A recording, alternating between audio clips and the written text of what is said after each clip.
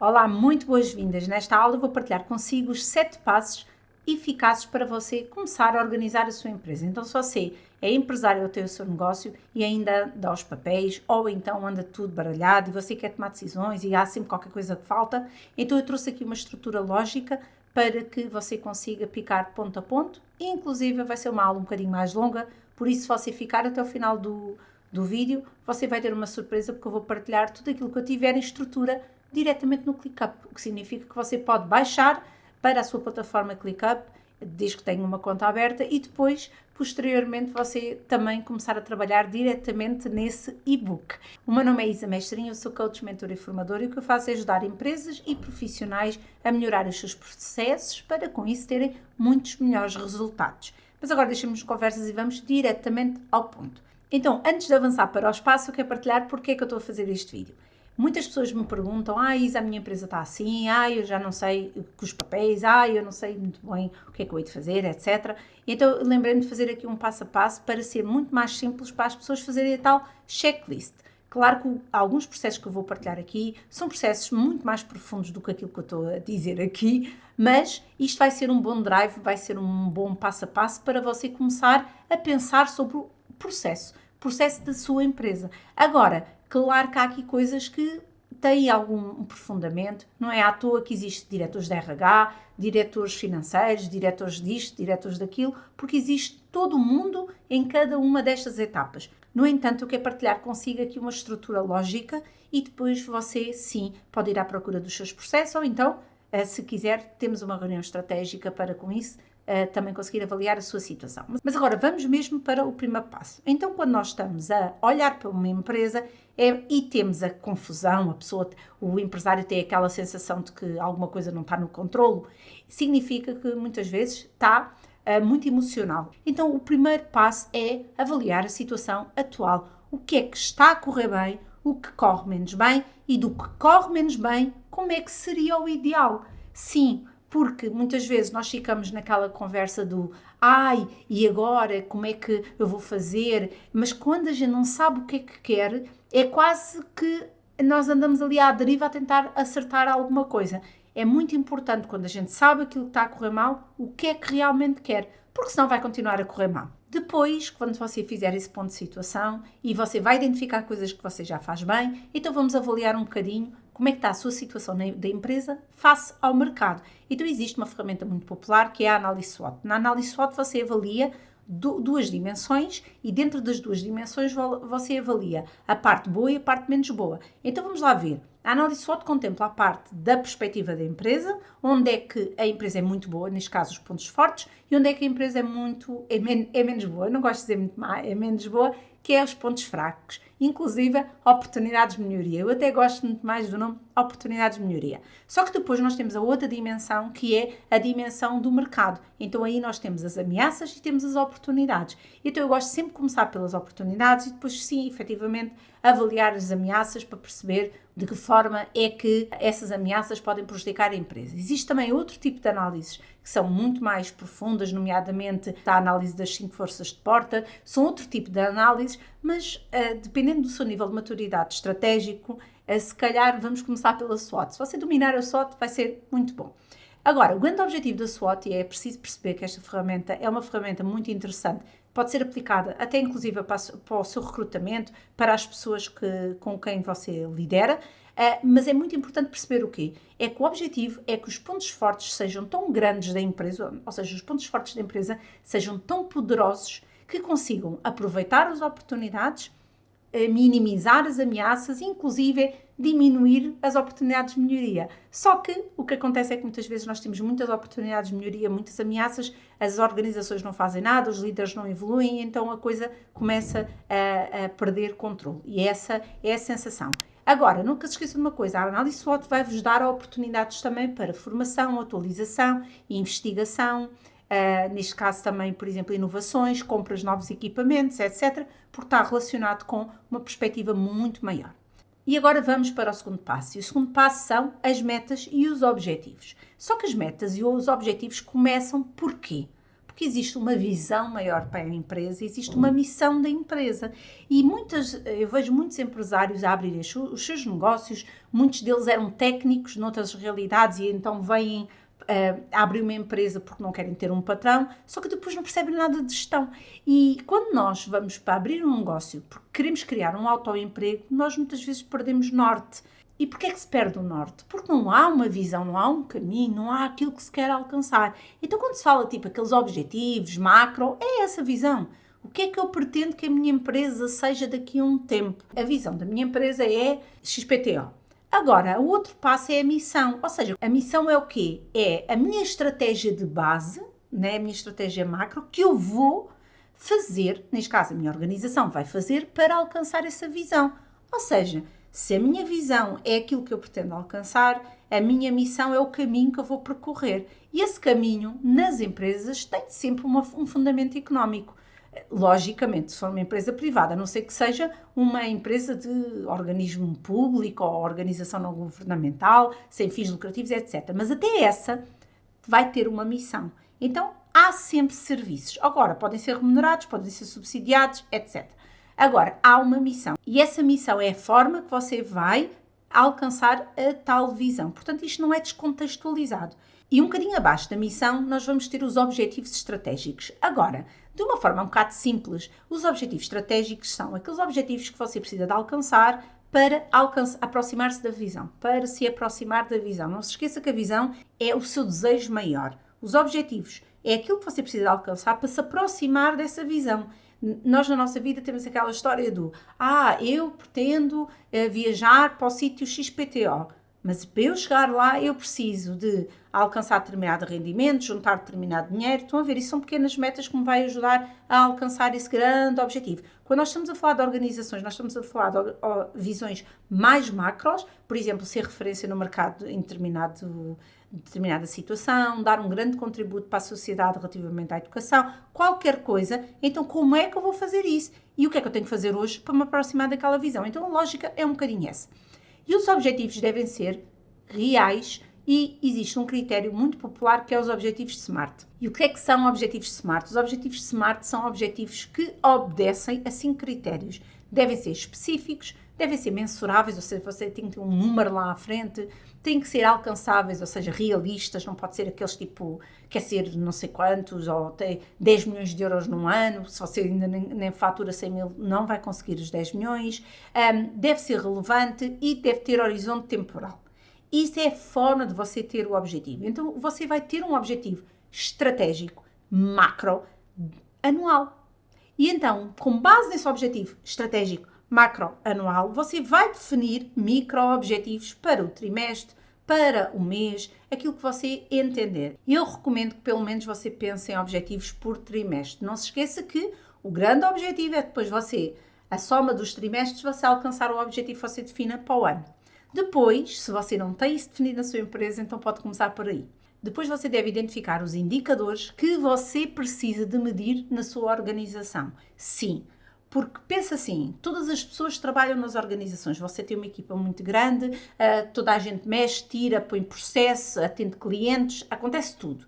Se você não tem noção de qual é o númerozinho que você identifica, se houver uma oscilação, o que é que aconteceu naquele departamento, então você não controla a sua operação. E aí, o que acontece é que há muitos líderes, são muito intervenientes nas suas operações. Porquê? Porque eles não têm indicadores definidos. Vou-lhe dar um exemplo. Você tem um mercado transacional, ou seja, você vende, por exemplo, porta a porta, e você tem indicadores em que, por exemplo, é o volume de vendas. Esse é o indicador. Mas para você chegar ao indicador, você precisa de identificar todos os outros antes que o ajudam a alcançar. Por exemplo, número de contactos de clientes novos, número de contactos de clientes recorrentes, média de volume de vendas por comercial e assim sucessivamente. Ou seja, são indicadores-chave que vai ajudar a perceber se aquela equipa está a desempenhar bem, se aquele objetivo daquele departamento está a correr bem, etc. Outro exemplo também muito interessante é a questão financeira. Imagine que você quer melhorar as suas cobranças e você não tem sequer um indicador de eficácia de cobranças, por exemplo, nem um prazo médio de recebimentos. E muitas vezes é o prazo médio de recebimentos que está a prejudicar você conseguir cumprir os pagamentos nos prazos certos. Então, é esse tipo de indicadores que você precisa de olhar e perceber se faz sentido na sua empresa e quais são os que fazem sentido, que é para você receber dos diferentes intervenientes esses relatórios. Quando você não tem pessoas a trabalhar consigo e você trabalha definido, eu recomendo sempre você ter 2 ou 3 indicadores que o ajude a organizar o seu processo, até porque também não tem assim tanto volume, porque está sempre limitado à sua capacidade produtiva. Mas não se esqueça de uma coisa, estes indicadores até parecem uma coisa estranha, assim, uma coisa base, mas eles são essenciais para o passo 7. Porquê? Porque você só pode medir o desempenho, você só pode acompanhar tudo quando você tem indicadores definidos. Caso contrário, você não anda a medir com nada, não é? Não consegue controlar nada, ok? Então vamos aqui para o passo número 3. No passo número 3 você tem a estrutura organizacional. A estrutura organizacional é o quê? É a ordem. É a ordem onde você vai ter o responsável, os diferentes responsáveis dos níveis abaixo e inclusive os outros todos abaixo. Então, tecnicamente, você vai ter a gerência, a administração, quem você quiser, depois você vai ter os diretores responsáveis de área ou chefes de equipa, depois você vai ter os operacionais, até pode ter vários níveis de linha, aquilo que você quiser. Agora você diz-me assim, Isa, mas há vários tipos de organização. Claro que há, e você pode explorar, há várias organizações, existe a hierarquia norma tradicional, depois existem as outras que são correlacionadas, existe o centro também determinado serviço tipo business partners dentro da organização e depois é tipo uma espécie de espiral. Você decide aquilo que quiser, mas escreva, faça o desenho, que é para nós percebermos as cadeias de comando, quem é que são os responsáveis, como é que existem os fluxos de comunicação, etc. Porque a estrutura organizacional vai ajudar nisso. E agora você diz-me assim, Isa, mas eu ainda não tenho empresa grande, com muitas pessoas. Sou eu a empresa. Ok, você é empresa, mas se você não pensa em estrutura, vai ter muita dificuldade em delegar e inclusive em recrutar outra pessoa, porque você organiza tudo e depois não organiza nada, não define processos de nada, e então o que é que vai acontecer? Quando você quer recrutar, a pessoa entra na sua confusão individual. Por isso é que você pensar a estrutura que você gostaria de ter, por exemplo, o primeiro passo, ter um assistente, o segundo passo é contratar um vendedor, o terceiro passo, ou seja, você ter a sua organização perfeita para você ir integrando pessoas de acordo com os objetivos que você, entretanto, foi alcançando, ok? Então, a ideia de ter uma estrutura organizacional é muito essencial. Depois o quarto passo é estruturar os seus processos. E agora eu uso sempre esta frase, para mim é da frase que mais exemplifica o que é que são processos nas empresas. Você, enquanto ser humano, tem veias, certo? As veias é onde circula tudo o que acontece aqui no nosso corpo, certo? É exatamente isso que acontece nas empresas. Os processos são as veias. Então nós precisamos de processos. Porque se nós não temos processo, é mais difícil uma pessoa entrar na sua organização e pegar em alguma tarefa. E normalmente eles estão todos na cabeça de algum líder ou alguém e não consegue depois delegar. E quando você depois quer fazer um processo de recrutamento, tem dificuldade em fazer um processo de recrutamento, porque o que é que eu vou colocar no anúncio de emprego? Quero uma pessoa versátil, isto, aquilo, o outro, que é para me substituir. Não, eu não quero uma pessoa para me substituir, eu quero uma pessoa que venha acrescentar valor, que me venha ajudar, que venha aceitar determinadas funções, que é para eu libertar-me de tempo, que é para conseguir pensar outro tipo de funções. Então a lógica dos processos é aquilo que é essencial para você conseguir tirar tudo o que está na sua cabeça e colocar em documentos. Geralmente isto também não acontece nas empresas. Exceto as empresas grandes, eu trabalhei em empresas multinacionais, tem que ter processos, caso contrário não se consegue gerir tantas pessoas. Mas as microempresas ou as PMEs muitas vezes é o laissez-faire, não é? É o desenrasca. E não pode ser. É preciso documentar, é preciso escrever, para quando uma pessoa sai, a outra é substituída porque está escrito. Às vezes até pode haver desvio, mas está escrito. E é muito diferente ajustar à realidade do que simplesmente andar à descoberta do que é que vai acontecer. Então, esses processos devem ser escritos, são processos transversais a todas as áreas da empresa, mas geralmente eu trouxe aqui que normalmente são nestas áreas. São estratégicos, comerciais, operacionais, financeiros, tecnológicos ou então de gestão de pessoas de RH. Depois você tem que mapear os processos, detalhar passo a passo, o que é que acontece? Tipo instruções de trabalho, está a ver? Primeiro faz isso, depois faz aquilo, faz o outro. Agora você diz assim, Isa, mas eu não sei fazer fluxogramas, mapas, não precisa. Começa a fazer, começa a escrever. Olha, eu vou-lhe dizer, é tão diferente você pegar um documento e passar a alguém que faça esses mapas todos bonitos, do que você não ter nada e ainda vai passar toda a informação. Acredite que faz toda a diferença. Começa a vazar. O que é que acontece aqui? Primeiro faz isto, depois faço aquilo, depois faço o outro, etc, etc, etc. E essa é a fase do mapeamento de processos. Claro que o mapeamento de processos não é uma coisa assim tão rápida de fazer, mas é necessária, ok? E tem fundamento, inclusive tem processos, tem um processo para você conseguir mapear bem, mas se você começar a escrever de acordo com aquilo que você neste momento sabe, já é uma grande conquista. E agora no quinto passo vamos para a gestão de pessoas. Na gestão das pessoas, vamos tirar um bocadinho o lado emocional da coisa e vamos colocar a questão factual. Porque olhem só, as pessoas são um mundo dentro delas próprias, certo? Têm um mundo emocional, espiritual, o prático e inclusive o mental delas, que está relacionado com valores, crenças, aprendizagens, experiências, etc. Só que nas empresas, nós, para conseguirmos ir a ceder ao lado da felicidade, o bem-estar, essas coisas todas, temos que primeiro saber o que é que elas vão fazer dentro da organização. Não é a organização que se adapta às pessoas, é as pessoas que entram na organização. E agora vocês até podem dizer assim, Isa, mas nas políticas de bem-estar, agora nas organizações, nós temos que cuidar das pessoas. É verdade, só que olhem só, isso aumenta a taxa de retenção e aumenta o nível de motivação, mas não substitui a necessidade de sistematizar o processo, porque é através da sistematização que aumenta a confiança das pessoas também na execução das funções. Se calhar disse isto muito depressa, mas no fundo é isso. Nas organizações nós temos processos, quem desempenha os processos são as máquinas e as pessoas, então nós temos que dizer às pessoas o que é que elas precisam de fazer para que a função delas seja altamente bem desempenhada. E o que mais acontece é líderes a exigirem das pessoas e não têm nada documentado. E depois dizem assim, tem que ser assim, porque na cabeça deles, de alguma forma, aquilo estava lá tudo sistematizado, mas não está escrito. Então o que acontece? Não há prova, não há forma de mostrar à pessoa e dar o espaço delas também de compreensão da forma como ele quer que aceda a determinada expectativa e função, ok? Então, na gestão de pessoas, não é só emocional, tem muito de mental, tem muito de processo, ok? Então, nós temos aqui várias coisas. Você lembra-se da estrutura organizacional, lembra-se daquela questão da gestão das pessoas. Então, é exatamente isso. Agora nós vamos pegar nisso e vamos colocar funções. Então, vamos lá ver. Lembra-se se você tinha o administrador, os diretores de primeira linha, tinha os chefes de equipa, tinha aquilo tudo abaixo. É isso mesmo. Agora você vai ter funções. Cada uma dessas responsabilidades tem funções específicas. E essas funções estão dentro desses departamentos e existe um responsável pelo departamento. E depois, esse responsável vai liderar uma equipa que tem uma série de funções, certo? Agora, é preciso identificar quem?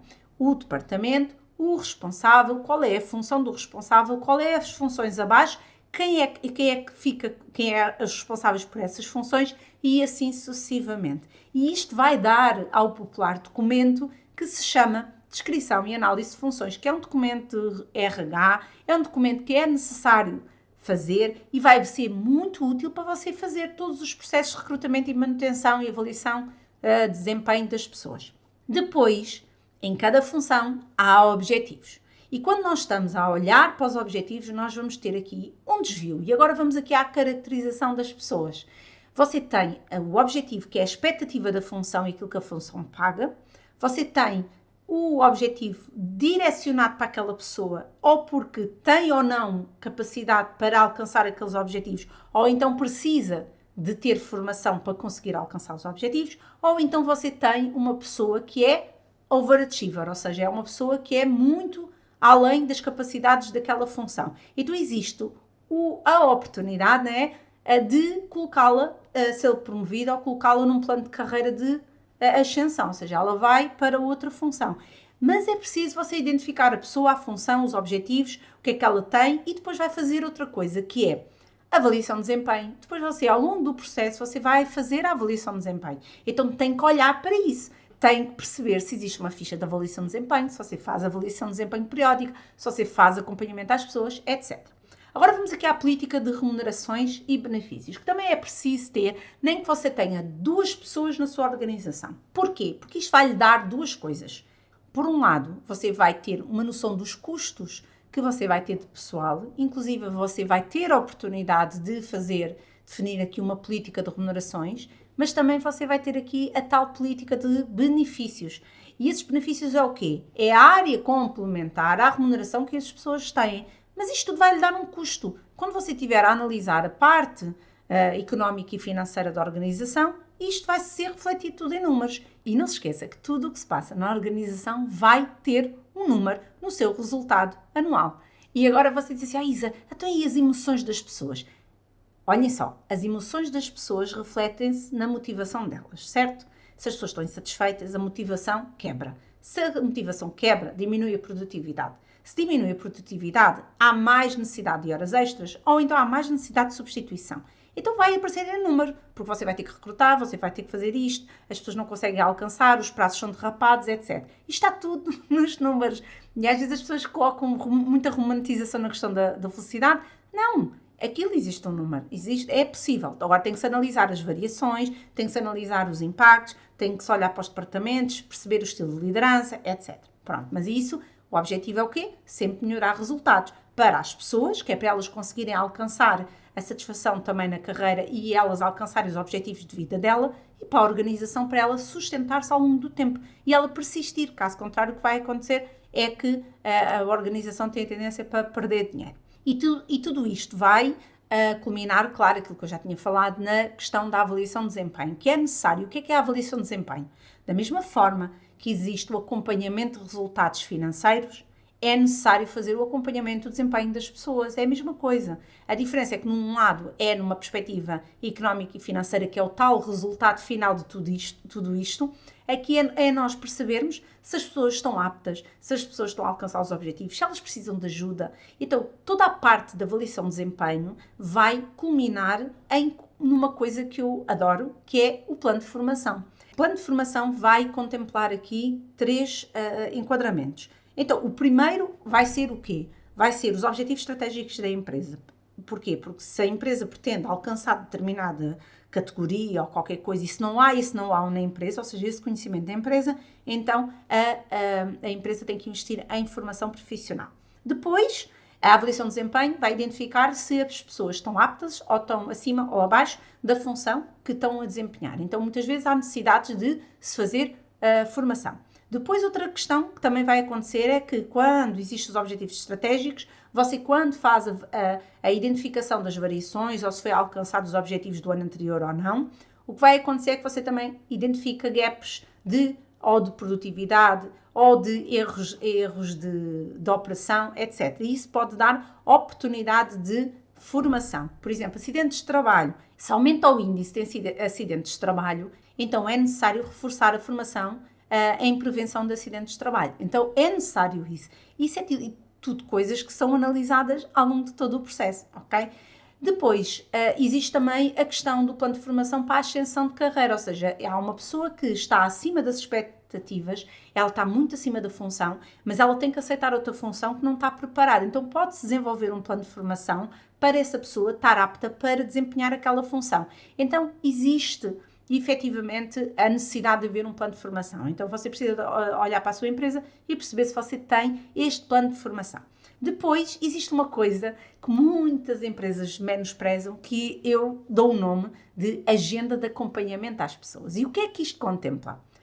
Primeiro, as pessoas estão sempre a evoluir, as pessoas têm vida própria, certo? Então, às vezes, há situações muito boas na vida das pessoas e há situações menos boas nas vidas das pessoas. E essas situações menos boas nas vidas das pessoas, muitas vezes prejudicam a produtividade na função.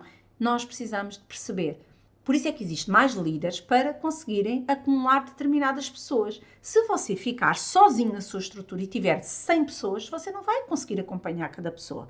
Mas se você tiver pessoas estratégicas a liderar determinadas outras pessoas, você pode pedir indicadores a esses chefes de equipa e depois esse chefe de equipa acompanha. E você, enquanto dono de uma organização, deve periodicamente falar com todas as pessoas. Para você identificar desafios de liderança, perceber se as pessoas sentem-se bem na organização. Agora, claro que se a organização é muito grande, você entra noutra dinâmica, que é necessário fazer diagnósticos de cultura organizacional e essas coisas todas. Mas eu não estou aqui a colocar nada disso, porque efetivamente há coisas que faz sentido em determinadas dimensões. Agora, vamos para a parte 6, neste caso o passo número 6, que é o controle financeiro. Aqui tem capítulo, mas vamos aqui para o passo número 6. Então, no passo número 6, vamos olhar aqui para as contas. Então, o que é que eu vos disse? Tudo vem dar aos números, certo? Então, existem 2 grandes mapas que são necessários de existir na sua empresa. E se você não os tem, você vai pedir ao seu contabilista. E se o seu contabilista não o faz, então você deve o fazer. Agora, mesmo se o que o seu contabilista faça, você também tem que o fazer. Porque se você não controla os números da sua empresa, não é o contabilista que você vai fazer por si. A não ser que você tenha mesmo uma equipa interna de contabilidade para trabalhar para si, para lhe dar os indicadores que você quer. Então há coisas que você deve ter sempre organizadas. Primeiro, mapa de exploração, orçamento, budget, dê-lhe o nome que você quiser. Para mim, isto é tudo igual, mas pronto, dê o nome que você quiser. No mapa de exploração, você vai ter o quê? O resultado da operação, o económico, em que você vai ter a diferença entre os proveitos, os custos, e depois você vai ter o imposto do exercício, que é para você conseguir apurar o seu lucro. E o lucro é o resultado líquido do exercício, certo? Esse é que é o lucro. O lucro não é a margem bruta. O lucro é depois de você tirar a estrutura toda, o staff todo o pessoal de apoio, e depois tirar os impostos, e depois é que você tem mesmo o lucro. O lucro é aquilo que é potencial de distribuir, que depois é deduzido dos impostos do IRS. Então há todo um sistema que faz parte e é preciso olhar para ele. E se você não sabe, você pode falar com o seu contabilista, que ele vai lhe explicar também nesse sentido. Depois existe outro mapa, que é o mapa de fluxos de caixa. E o que é o mapa de fluxos de caixa? O mapa de fluxos de caixa é onde você vai ter o resultado financeiro. Tecnicamente, o saldo do mapa de fluxo de caixa por mês vai ser o saldo que você vai ter na sua conta bancária e na sua caixa de moedas que você tenha na sua empresa. Na prática, é a diferença entre os seus recebimentos em dinheiro e os seus pagamentos. E depois outros recebimentos e pagamentos extras. Mas é muito importante que você analise a diferença dos recebimentos e dos pagamentos operacionais para você perceber a libertação de dinheiro da sua operação. E depois você olhar para os outros pagamentos e recebimentos e perceber também de que forma que tem impacto, neste caso, na tesouraria da sua empresa. E por isso é que eu estava a dizer, tudo vem dar aos números, você tem aqui tudo. Vocês têm aqui no mapa de exploração e nos fluxos de caixa. Isto é só um mapa muito simples que vocês depois eu vos vou fornecer. E agora vamos para o último passo, que é o passo 7, que é a manutenção e melhoria contínua. Nesta manutenção é o quê? É você olhar para os indicadores que você definiu no início, lembra-se? E você olhar para esses indicadores e agora você vai acompanhá-los. Da mesma forma que você acompanha os fluxos de caixa e a exploração, neste caso os resultados de exploração, você deve acompanhar também os indicadores. Para quê? Você identificar se foi muito otimista, se foi pessimista, se existe oportunidades de melhoria, se é preciso fazer alguma coisa, se é preciso fazer algum ajuste. E então você precisa de acompanhar. Agora, você fala com quem? Com os responsáveis da área.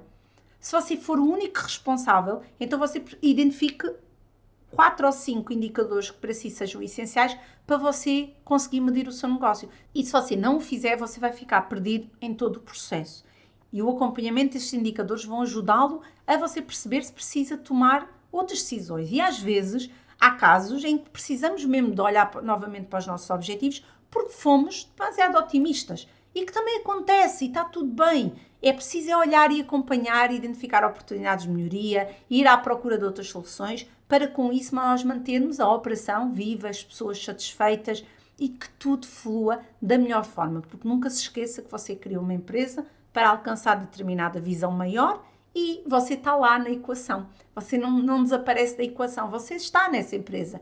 Então você também tem que se sentir satisfeito com esses resultados.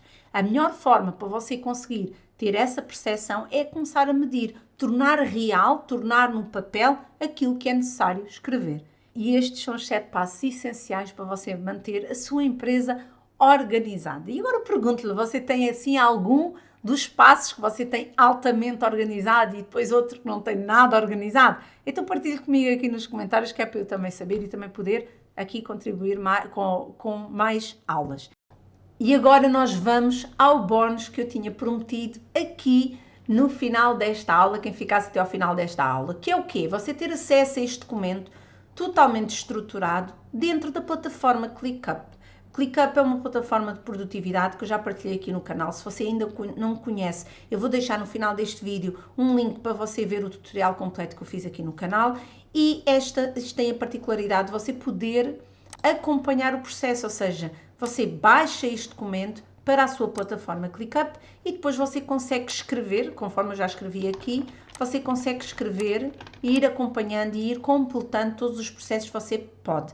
Com a particularidade, como o ClickUp é uma plataforma integrativa que você pode adicionar outros elementos de equipa, você pode associar outras tarefas com outras pessoas para se ir direcionando.